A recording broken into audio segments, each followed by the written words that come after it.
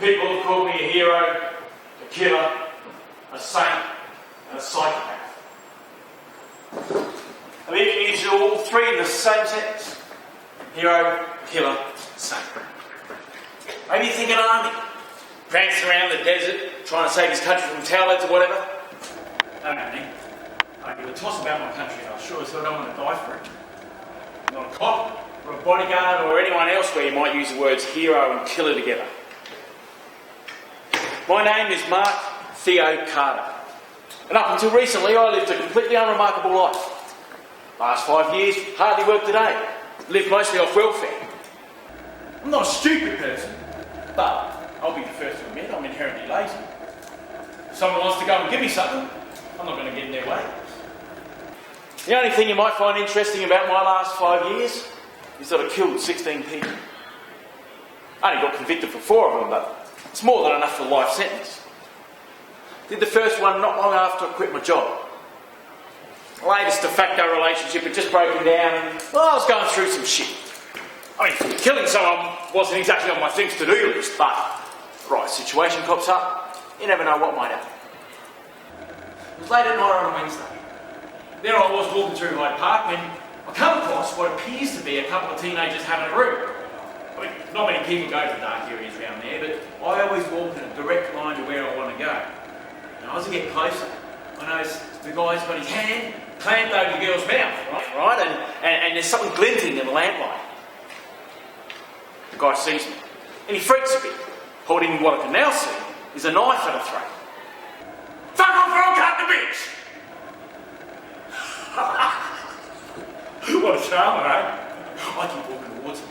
I mean, the girl, she can't move her head, but the terrified eyes are fixed on mine. Then he gives me this second and last warning bullshit. So I says to him, you ever done this before, boy? Because you're holding that little butter knife like you're about to spread some Vegemite on your toast. I'm real close now, right? I can see he's still got his pants on. If you don't mind me getting her a bit messy, I might be able to show you a thing or two of your Swiss Army. Guy just stares at me, right? He recognises a stronger male. I mean, the girl, she's so scared she can't move, let alone work up the breath for a decent scream. I kneel down next to her head, and I look at him right in the eye. He's curious, so he hands me the knife. I feel this overpowering hatred take control of me. Now, this sensation's way too strong for me to deal with, and I've got to get rid of it. Fast. I'll grab the knife.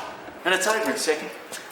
His throat's gashed open and he collapses on the ground, a heap of bleeding dead shit. I pull the body off the girl, hold my hand out to her. Well, she just lies there whimpering for over a minute before I pull her to her feet, send her on a merry way. Got away without so much as a wrist up for that one. Yeah, girl told the court that, he attacked me and I somehow managed to get his weapon and defend myself. Me, he called me a hero. The girl's family were ready to bloody knight me. Second guy didn't quite get me the same reception. I mean, it was an accident, but it's one of the 4 I was charged for icing.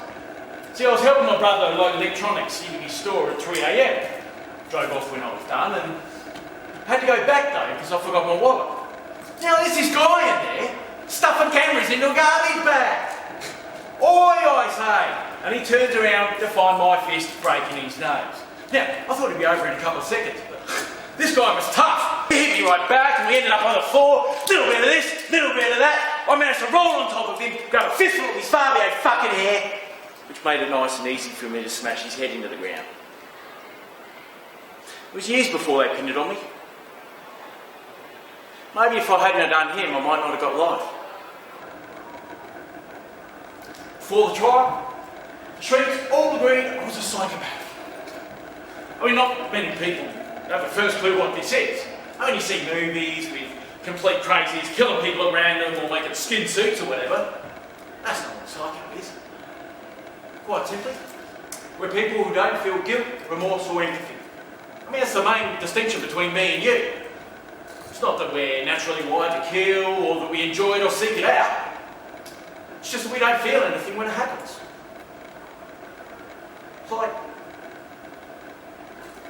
cup of tea. What? What's that look on your faces? Oh, I know you all come here to feel superior, but it's a little bit early for your holier-than-thou act to start, isn't it?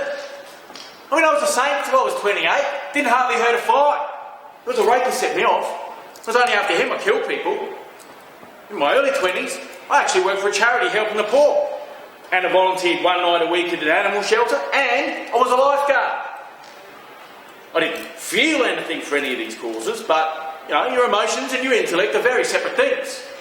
I did what I thought was right, even though I didn't get the thrill of do-goodery, or you lot would have. So, third guy was on the train. Yeah, he was listening to that awful, fucking doof music, real loud on his phone and using his keys to graffiti the walls. Well, the kid was getting under my skin. So, I tapped him on the shoulder and I told him to cut that shit out. He says, "Don't touch me, cunt." I kept right on at him.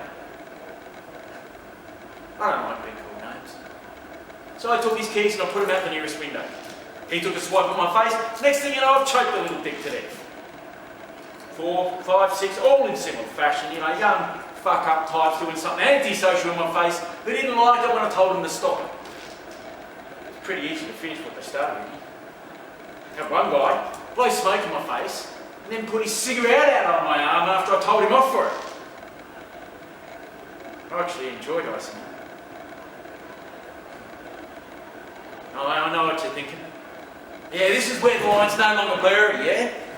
Theo's crossed all the way through the line. There's nothing but pure psycho now. You know, pick a fights and ice and lose is pretty uncool, yeah? But you know what? I don't think you're all that great yourselves. Well, go on. Who of you have ever helped the homeless? I mean, really helped one, you know? Give them a grand or two or a place to stay or something. You're all middle class, you could do it if you wanted to. How many people eat meat? Well, you know what goes on there, don't you? Crowded cages, diseases, Indonesian fucking abattoirs. A torturous life and a worse death, but you turn a blind eye because it tastes good, right? Look what you're wearing. Child labour, slave wages. See, you say you care, but you're still wearing the shit. Me? I'm a psychopath.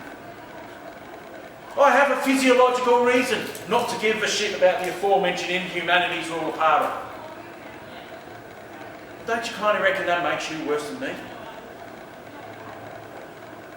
Anyway, you didn't come here to find out how miserable you are. This is your Psych 101 with Theo Carter and his 16 victims. 7, picked a fight with me when he was drunk, which I well and truly won. 8 and 9, drug dealers from the old high school, peddling shit in my neighbourhood. I told them where to go. One of them pulls a gun, so I shot them both in the laneway in my unit. 10 was, what? Am I boring you? What, you want me to skip ahead? Fine. Right, so, the last guy was known to me. He used to send me Christmas cards every year after I saved his life 8 years back. Down at Bondi, got his stupid ass caught in a rig, so being a lifeguard was my job to rescue him. He bought me and the others a few beers afterwards to thank me for the extra life. Seemed like a decent fella. A few years later, runs into my friend Sam from the surf park. Buys her a few beers, snogs her, ends up taking her home. She gets cold feet after the beers wear off. But he doesn't take no for an answer. Rapes her a couple of times. She's too chicken to go to the cops. So he gets away with it. See him all these years later in Pitt Street. I saved that fucker's life, and he thanks the world by sexually assaulting my friend. So I thought, why save people?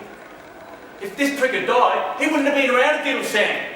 Then it made me realise I could do society a much bigger favour by icing the ones I know are bad than saving the ones who may or may not be good. I mean, a dead scumbag's a dead scumbag, but a living person could do anything. So I took out the only weapon I had. A pen. And I stabbed him in the neck right in the middle of Pitt Street. Everyone started screaming. He falls to the ground and tries to crawl away, bleeding all over the shop. I watched him for 3 whole minutes before some cop had his gun in my face.